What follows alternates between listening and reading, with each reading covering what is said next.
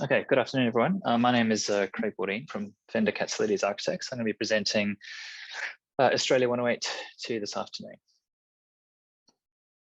So Australia 108 is a super tall residential tower, which has overtaken the nearby neighbouring Eureka Tower as the tallest building in Melbourne at 320 metres in height.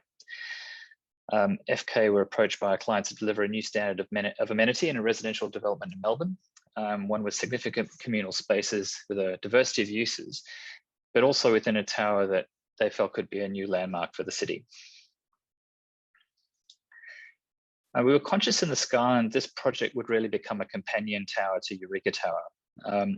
And together they form this interesting dual relationship in the skyline.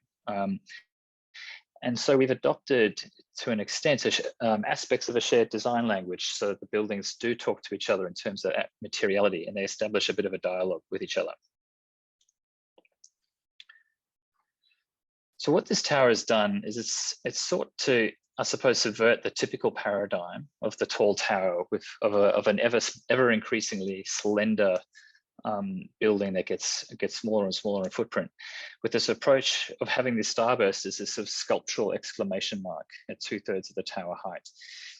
So like Eureka Tower, we found this is a project which makes itself known in unusual ways. You get glimpses of it from different parts of the city and unexpected glimpses of it.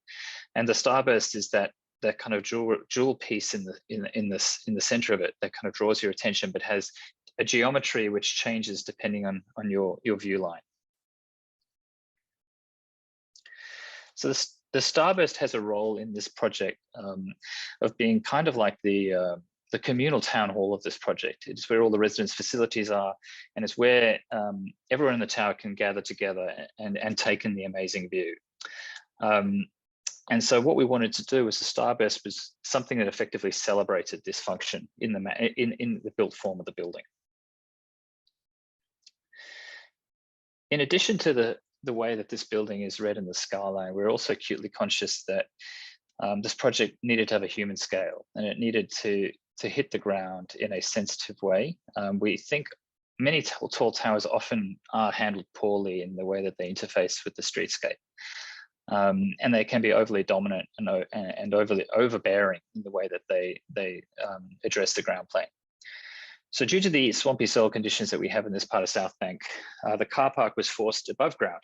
And we saw this as an element with an opportunity to create a new type of above ground car park, but quite a sculptural one that enlivens the street as a series of big dramatic cantilever planter boxes that could have significant large trees and canary palms.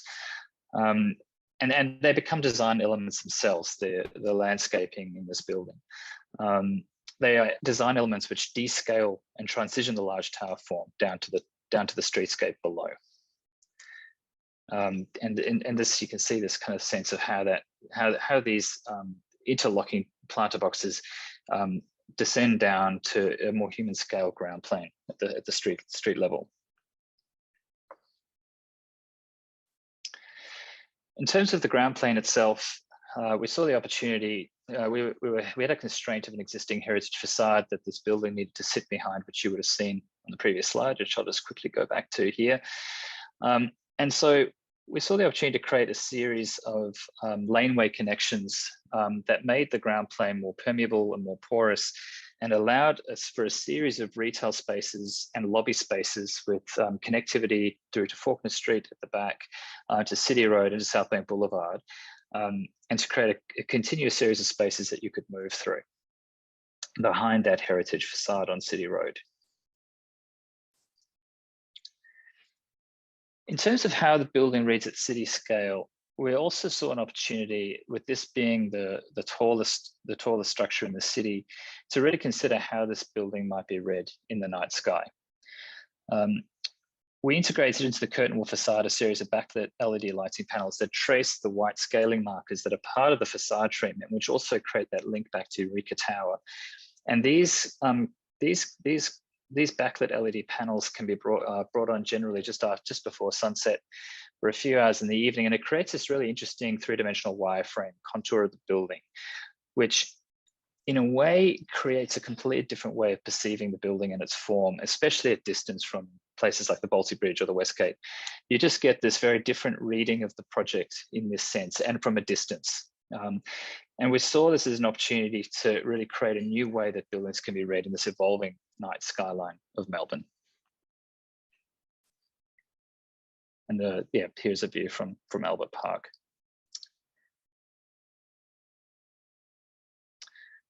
So I'll leave it there and I'll take any of your questions.